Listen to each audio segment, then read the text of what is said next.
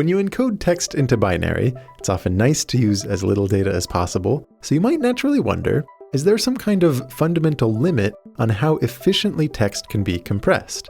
The default encoding with ASCII is pretty inefficient. Each character is represented with 8 full bits. If you apply a little cleverness associating more common characters with smaller bit strings, you can get this down to an average of around 4 bits per character.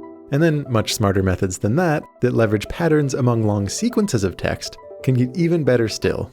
But again, what's the limit? I'm guessing many of you might have heard an estimate here. I will share one at the end. But much more interesting than any single numerical answer is how you would even approach answering it. This question dates back at least to the 1940s, with Claude Shannon's seminal work that kicked off information theory. Now, what's very interesting is how the math that he developed to answer questions like this has turned out to be surprisingly useful for modern machine learning. To take the salient example of today, when large language models are trained, the pre-training portion of that is usually described as being about next token prediction, specifically using something called cross-entropy loss. Now that term, cross-entropy, has its roots in information theory. But what's also interesting is that one of the conclusions of information theory says that prediction and compression are mathematically equivalent. They turn out to be two sides of the same coin, which means you can entirely reframe how you think about the pre-training objective as not really being about next token prediction per se, but instead as being about creating the most efficient possible text compressor. Later I'll explain exactly how that works, but when you do, I think it offers more clarity on what this notion of cross-entropy really is and why you're using it. Also, I don't know about you, but to me at least, there's just something very intriguing about using compression as a fundamental objective while pursuing intelligence. In fact, some people have gone so far as to say compression is intelligence. Now, as stated, that's a hard claim to judge rigorously, since intelligence is such a squishy and ill-defined term. The safer claim would be that the mathematical theory of compression is bizarrely relevant to artificial intelligence. Still, the pithy phrase is thought-provoking, so this is the first in a trilogy of videos aimed at laying down the mathematical fundamentals to assess what this claim is really getting at. For the next 30 minutes or so, you and I will be focused on understanding the limits of compression, and seeing if we can get you to feel like you could have rediscovered the core idea behind Shannon's noiseless coding theorem.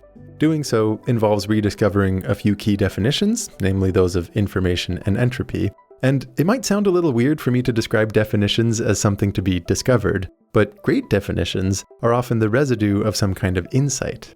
See, these two specific terms are really not hard to define in the sense of laying down a formula for you, but doing so too early would spoil a good story. It is much more fun to see how you are inexorably drawn to them by asking about the limits of compressing language.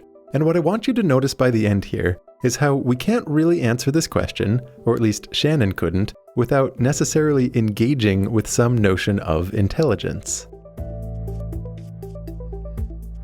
We will get to modeling language, which is wonderfully complicated, but it helps to warm up with a simpler example containing the same essential ideas needed for our path of rediscovery. Imagine you have a robot that we have sent to a faraway moon, whose job is to wander the surface and collect data. From here on Earth, we send it instructions for how to move that are going to be limited to 4 very simple possibilities. Move up, down, left, or right, each one with a fixed step size. The nuance will be that these instructions are not uniformly distributed. Half of everything we send is up, 1/4 of the instructions are down, 1/8 are left, and the other 1/8 are right. It's a little contrived, it's meant to be a simple example, and in that spirit of simplicity, we're also going to assume that every instruction is independent. They are sampled from this distribution regardless of the preceding context. When we send data to this bot far away, we're doing it as a stream of bits, 1s and 0s, and it's very slow and costly to do that, so the natural question, the warm-up puzzle for you today, is to ask what is the most efficient possible way to encode these instructions as a stream of bits? And here, we might imagine 3 students who each attempt an answer. One who's straightforward, one who is clever, and one who is very theoretical. The straightforward student immediately raises their hand and says, well, for each of these 4 instructions, we could just use 2 bits. Maybe 00 encodes up, 01 encodes down, 10 encodes left, and 11 encodes right. On the receiving end, this makes it very easy for the robot to decode. It simply breaks up the bit stream into chunks of 2 and translates each chunk into the appropriate instruction. Now the clever student points out, well, that does nothing to take advantage of the fact that up comes up way more frequently than left or right. They propose a method where we use a different number of bits for each instruction. I'll explain it in just a second, but I do want to call out the fact that as soon as you let different instructions get different numbers of bits, it's certainly not obvious that the robot is going to know how to decode it. After all, it needs to somehow know where to draw the dividing lines. Now, being very clever, the second student has thought that through, but it's easiest to explain if I just kind of lay it all out. What they suggest is letting the single bit 0 represent up, letting the two bits 1, 0 represent down, using 1, 1, 0 for left and 1, 1, 1 for right. You can calculate the average number of bits per instruction that this would require with a simple weighted sum. Half the time, only one bit is used, a quarter of the time, 2 bits are needed, and the remaining times, you need 3 bits. When you add this all up as a weighted sum, you get 1.75 bits per instruction, which is indeed better than the more naive approach of a flat 2 bits per instruction. The second student is spending more bits on those last 2 instructions, but because they come up so much less frequently, this is more than made up for by using only 1 bit for that most common instruction. And you can see this efficiency bear out empirically too. This right here is a set of instructions sampled from that distribution. You'll notice lots of ups, about half as many downs, and even fewer lefts and rights. When you turn each symbol into the appropriate bit string following this encoding, the resulting sequence of bits is indeed shorter than what the naive method gave. But I hear some of you asking, how does the robot know how to decode this? Can we be sure that there's an unambiguous way to draw the dividing lines? In the lingo of encodings, each of these 4 bit strings used to encode the instructions is called a code word. And as we step through things here, see if you can figure out what rule the clever student was following to make sure that their code words don't conflict with each other. And really, you just need to look at an example bit stream from the robot's perspective and think it through. Let's say that that very first bit that it receives is a 1. So far, this could be encoding any of the last 3 instructions, down, left, or right. If what follows is a 0, then it can only be down. There is no other possibility. So the robot can register that as a complete instruction. From there, starting fresh, if what follows is a 0, that must be encoding up, since there is no other possibility. Nothing else starts with a 0. After that, if they see a 1, this is so far ambiguous, it's the prefix for any of the last 3 code words. If the next bit is another 1, it remains ambiguous, it's the prefix of the last 2, but that following 0 then makes clear these 3 bits must have been encoding left.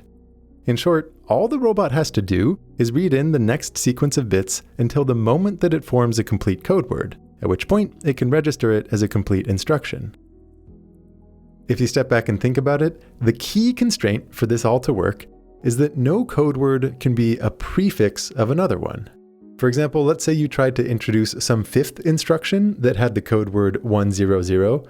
That would cause conflicts, because after reading 10, it's not clear whether that's supposed to be down or if it's supposed to be the start of this new 5th instruction. When you avoid this kind of conflict, an encoding method like this has a special name. It's known in the business as a prefix-free code, or what is confusingly synonymous, it's actually more commonly known as a prefix code. And there's a really nice way to visualize choosing prefix-free codes with a certain diagram that represents every possible binary string.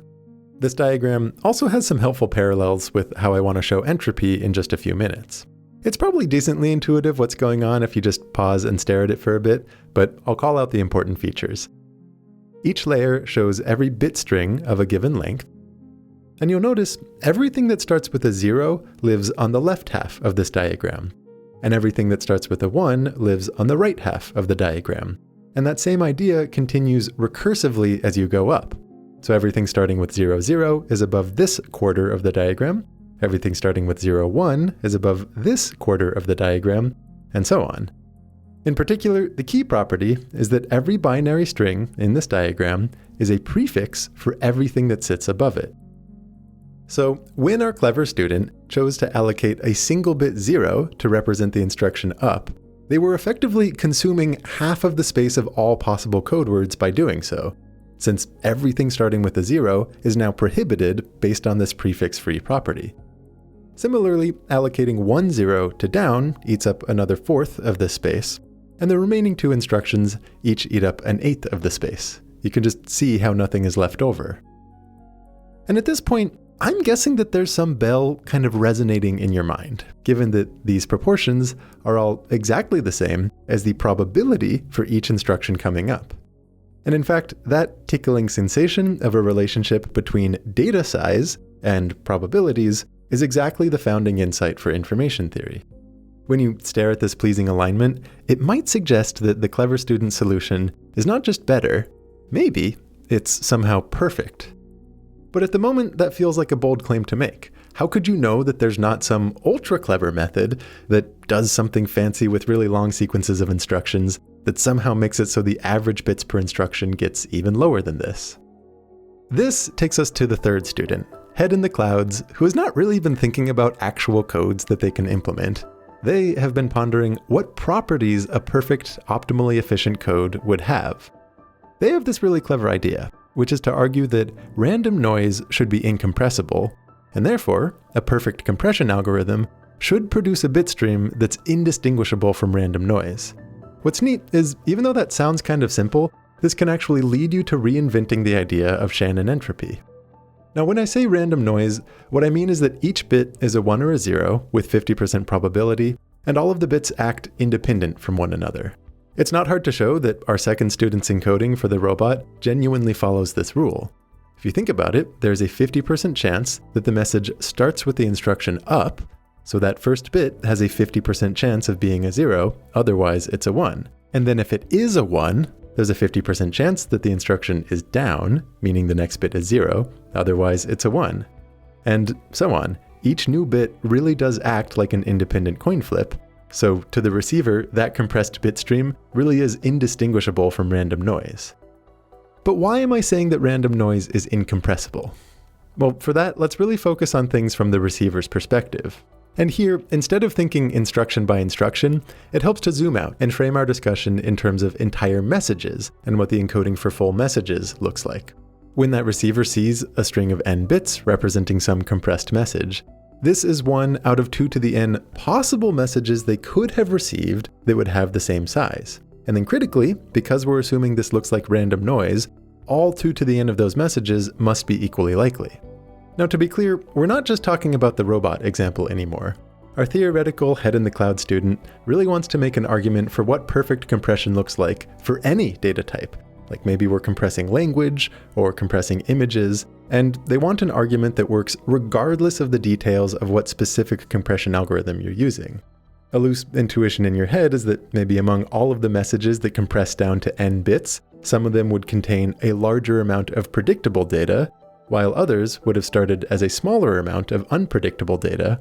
But the key point is that if the compressed bit stream really does look like random noise, meaning all of the bit strings of size n are equally likely, it must be the case that all the underlying messages being compressed were equally likely to arise, and even more specifically with probability 1 over 2 to the n.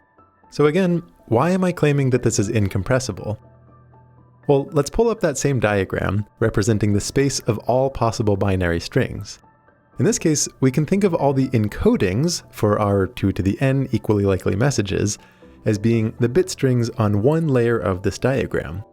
If you tried to define an alternate scheme where you try to become more efficient by making one of these messages use fewer bits, it would move lower on the diagram, which means it then overlaps with some other message, so you would have to put that other message somewhere else in this diagram. At minimum, that means it's sharing a space with yet a third message, and those last two have to kind of get bumped up one layer, requiring that extra bit for each of them to disambiguate. So saving 1 bit over here costs you 2 bits elsewhere. You're basically pushing down a bump on the rug, only to see it pop up even worse in another spot. In general, any message encoded with a string lower on this diagram is going to be eating up more than its fair share of the space, which forces multiple other messages to occupy a smaller region, bumping them higher up, meaning they're encoded less efficiently. I'm going to guess that it's decently intuitive for everyone watching that the most efficient scheme here for equally likely messages is to give them all the same number of bits, but I do think the diagram gives a more concrete way to see why you end up with unfavorable trade-offs otherwise. Once you have this idea that perfect compression looks like random noise, this is exactly the kind of thing I was referencing in the intro, about how insights can lead you to definitions. Notice how what we're basically saying is that a message that uses n bits in a perfect scheme must have a probability of 1 over 2 to the n, or 2 to the negative n. If you take the log base 2 of both sides here and then negate, this is equivalent to saying that the number of bits allocated to a message, assuming perfect compression, is negative log base 2 of p, where p is the probability of occurring. This negative log expression is the fundamental formula for all of information theory. Everything up to this point is me trying to make this value feel like something you are inevitably drawn to by asking about perfect compression, rather than it feeling like some arbitrary definition that we start with. Some students do find this negative log takes a little getting used to. It looks like it should be a negative value before you think about the fraction in the middle, but really the intuitive way to read it is that it's asking how many times do you chop your space of possibilities in half to get to a certain quantity. Here, let me pull up some axes and show you the graph of negative log of p. I've also seen some authors default to writing this as the log of 1 over p, which maybe you find more intuitive. You could also think of it as the log base 1/2 of p, which I've never really seen anyone lean into, but personally I would be quite partial to that as a convention. Now, however you write it, what Shannon realized is that this is a very useful way to think about the information that a message contains, even when literal perfect compression is not possible, and p is no longer a clean power of 2, which would mean that the output here is some fractional amount. In fact, he defined this expression to be the information of an event. The image I sometimes have in my head is to picture the probability of an event with a little pie chart, and the information is this bar above it that gets kind of pumped up to be taller as the probability is squeezed closer to 0. That is, unlikely messages contain a lot of information. And the bar is relaxed to get shorter as the probability approaches 100%. Highly expected messages contain very low information. I want to be clear that there is content to this definition. It's more than just rescaling probabilities, as if converting to an alternate unit system. You've already seen the core idea. In a perfect compression scheme, the number of bits allocated to a full message precisely equals this information content. Now, of course, perfect compression is not always possible. Your probabilities of messages are likely not perfect powers of 2. So the more general way you would frame this is to say that the information of a message gives you a lower bound on how much it can be compressed. At least when you average overall possible messages. It's perfectly possible to overfit a compression algorithm to one specific case. And to really wrap your mind around information and fractional bits, we need to step up our game beyond that warm-up example. See, with the robot, the probabilities were overly clean. They were all perfect powers of 2, so that the information per symbol could precisely match a whole number of bits. But Shannon was very interested in this question of limits on compression for much more realistic and complicated cases, like natural language. For example, here I'll pull up the probabilities for each new letter in an example phrase, at least as determined by a little GPT that I'm running locally. And by the way, if the probabilities provided by a model feel like those might be distinct from the probabilities of actual language, you would be right to raise an eyebrow. Hold on to that thought. It becomes very relevant later. One key difference with language is how heavily dependent on context everything is. The probability distribution for each new letter you see is highly contingent on everything that came before it. The other big difference is that all of these probabilities are obviously not going to be clean, perfect powers of 2. So if you compute the Shannon information of each one of these, meaning you take the negative log base 2, all the numbers that you see are fractional amounts. And again, giving a vague interpretation of what these mean is really not hard. Information content is low for very predictable letters, and it's high for very unpredictable letters. But all of you watching this are smart enough to demand a more exact interpretation, one that justifies why these values deserve to be given the units of bits. I mean, it's not like there's going to be some perfect encoding where this letter I has a code word that is somehow 4.19 bits, or where this highly predictable O is somehow encoded with just a narrow sliver of a bit.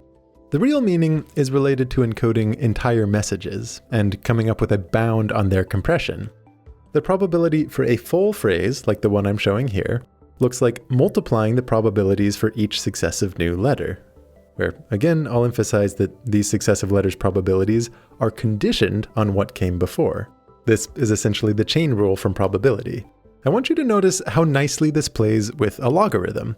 If you ask for the information of that full message, taking this negative log expression, because logarithms turn multiplication into addition, this breaks up really nicely as the sum of the information for each individual letter. In the final part of this trilogy, I'm going to walk you through a very specific compression algorithm that would actually compress this text to within 1 or 2 bits of this value.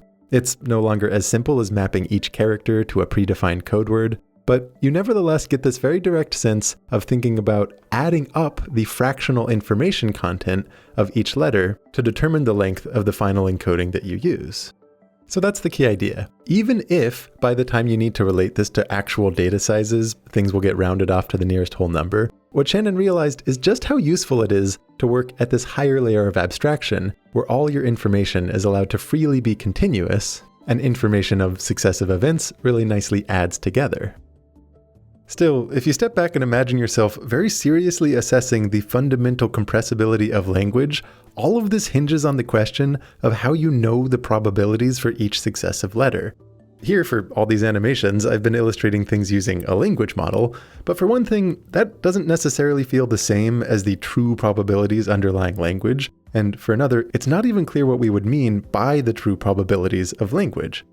So here, I actually think it's most enlightening to take a step back in time and see how Shannon himself thought about all of this long before language models or modern data analysis. Some of his earliest experiments on the information of language involved looking at specific short sequences of characters, what you often hear referred to as n-grams, and then tracking the statistics of what tended to follow.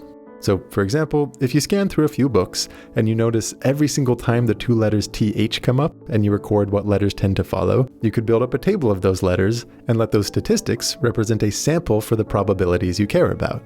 Now the problem is that this just completely breaks down for longer strings of letters, most notably any string of text that never shows up in all of the books that you're analyzing. Nevertheless, it's perfectly reasonable to talk about what's expected to follow such a longer string. In fact, if anything, it's more important to talk about those cases, since longer context windows are when things are at their most predictable. And that's where you stand to get the most compression due to that predictability. So instead of using raw statistics, a little bit later, Shannon analyzed a different model of the English language that he had available to him. His wife, Betty. As the story goes, Shannon pulled out a book and began asking Betty to guess each next letter. Shannon would then transcribe her guesses letter by letter. Every time she guessed incorrectly, he wrote down the correct letter, and then whenever she guessed correctly, he would just replace it with a dash.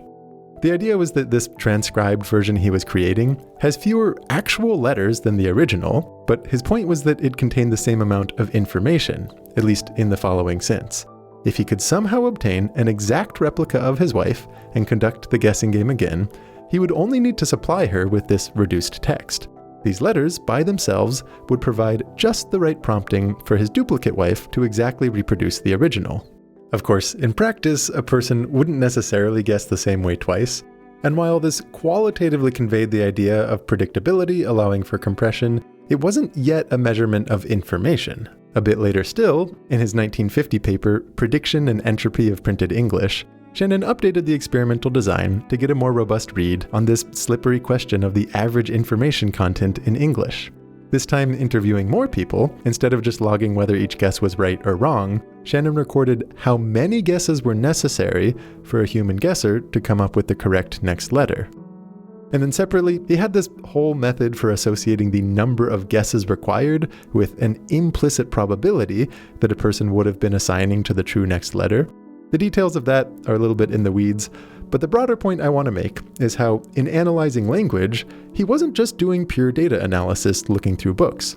He was trying to probe at an underlying model of language, namely the interviewee's brain. These brains that he could talk to were effectively treated as black boxes, ones with a sophisticated and yet indescribable understanding of language and an ability to predict characters based on the context. Now these days, in the 2020s, we have gone from merely interrogating black boxes that process language to designing them. The reason that you and I are here, revisiting the roots of information theory and this study of how compressible language is because of how much of the math in modern machine learning leverages the formulas that emerged in this field. Aside from the definition of information itself, there are 3 more key expressions that I want you to feel like you could have rediscovered. Not just because rediscovery makes them more memorable, But because seeing how they naturally arise from studying compression gives a more solid ground from which you can assess that thought-provoking interplay between compression and intelligence. You already have everything you need to reinvent the first of these, which is entropy. Imagine you have any signal that can be thought of as a sequence of symbols, whether that's the 4 robot instructions, the English language, or really anything else you dream up. Entropy asks about the average amount of information for each symbol. And then, based on everything we've been discussing, where perfect compression looks like random noise, and how, in that case, the number of bits used for a message is the same as the information content of that message, which again breaks down really nicely as the sum of the information of all the symbols. This question of measuring the average information per symbol is basically asking about the limit of compression. It would give you a lower bound on how efficiently a given signal could be compressed. And you and I already calculated this in one setting, when we took that weighted sum to find the average bits per instruction for the perfect encoding of the robot case. Basically, because that encoding was perfect, each symbol's code word length is exactly the same as its information content. So effectively, we were calculating the average information per symbol. To generalize this, here's how that looks. For any given probability distribution, characterizing whatever symbols your messages are made out of, the average information per symbol should look like adding up p times the negative log of p for each probability p in that distribution. And take a moment to notice how we're visualizing this expression. Throughout the video, we've been picturing probability distributions with stacked horizontal bars, where each bar's width is equal to its probability, so altogether they add up to be 1. Now, above each one of those, I've put a rectangle whose height is locked to be the corresponding information value, the negative log base 2 of that probability. So the weighted sum up top, the average information per symbol, can be thought of as the total area of all these rectangles together. This is not yet fully general. It only describes the compression limit in cases where every new symbol follows some identical distribution. That's true in the robot case, but it's not true in English, for example. Nevertheless, it's important enough to deserve a name. And there's a fun story about how John von Neumann supposedly told Shannon that he should call this expression entropy, since, for one thing, it resembles an expression already used for the idea of entropy in statistical mechanics, and for another, quote, nobody knows what entropy really is, so in an argument, you'll always have the advantage. I looked into it, it's probably apocryphal, but there seems to be a grain of truth to this. Now, whatever the true story is, Shannon did call this quantity entropy, and he denoted it with the letter H. And it's fun to take a moment to play around with this graphic to build a little intuition. The more evenly distributed a probability distribution, the higher the total entropy. Whereas if we squish things to become very uneven, maybe with one event dominating the probability space, this would have a very low entropy, since that one overwhelmingly probable event carries correspondingly little information. And then also, if you divide up the probability space even more, meaning it's distributed over more total possible symbols, each one has more information, so the total entropy is higher. And once more, it's fun to kind of slosh everything around, where a very skewed distribution gives lower total entropy, whereas a more even spread gives us higher entropy. The vague qualitative intuition here is that entropy measures the amount of uncertainty in a distribution, but the more precise understanding, justifying why it deserves to be given in units of bits, is that it describes the minimum number of bits per symbol necessary to encode a message following this distribution. That statement, and everything we just covered, is more or less the content of a core theorem in Shannon's 1948 paper that kicked off information theory, the noiseless coding theorem. It states that no encoding can ever be more efficient than this limit, and even more strongly, he showed that it's always possible to get arbitrarily close to this limit. Now, like I said, this expression only applies in cases where every symbol follows the same distribution, but Shannon was of course keenly interested in a more general setting, where the probabilities for each new symbol don't necessarily follow the same distribution. In particular, he spent a ton of time contemplating the compressibility of natural language. This requires a more general notion of entropy, something known as the entropy rate for a stochastic process. But it's the same basic question. What is the average information per symbol? Except in this case, we're now averaging over all possible messages. This is almost never a clean calculation that you can perform with some clean visual like the one we were just playing with. After all, what formula describes the probability distribution for language? So if you hear reference to the entropy of language, this is well beyond what any exact calculation can give you. Hence why Shannon turned to estimates based on observation. And again, his methodology was not just data analysis. It's not some function that you can perform on a corpus of text. In order to get a satisfying estimate on compressibility, he found himself inevitably needing to probe at intelligent models of language. When his interviewees had at least 100 preceding letters of context, he estimated the entropy of English to be about 1 bit per character. This is a pretty wild number when you think about it, because it suggests that English could be compressed down to just a single yes or no answer for each character. Wild as that sounds, in the third part here, I will show you that algorithm I've referenced, where if you're allowed to use a high-quality language model for encoding and decoding, you can get surprisingly close to this limit in practice. Before then, it helps to understand a variation on entropy, known as cross-entropy, asking both how and why it's used in training large language models. If you want to learn that, as well as a few fun related ideas like how large models are distilled into smaller ones, and why on earth gzip can recover the structure between distinct languages, come join me in part 2. Regular viewers will know that my new experiment for this year is to have a virtual career fair, a page at 3b1b.co/talent, where this audience can explore aligned career opportunities. The meaningful update is just how much more content there is now, mainly in the form of featured interviews between me and the relevant teams. Here's my thinking. I feel like when you're assessing potential jobs, it's almost impossible to get a true sense of what it's like to work at a place just by poking around online, and you learn orders of magnitude more if you have a chance to sit down for lunch with a couple team members. My hope is to give you the vicarious version of that. So, if you're curious what I mean when I say these are all thoughtful and curious teams, go take a moment to explore. I really think you'll enjoy it.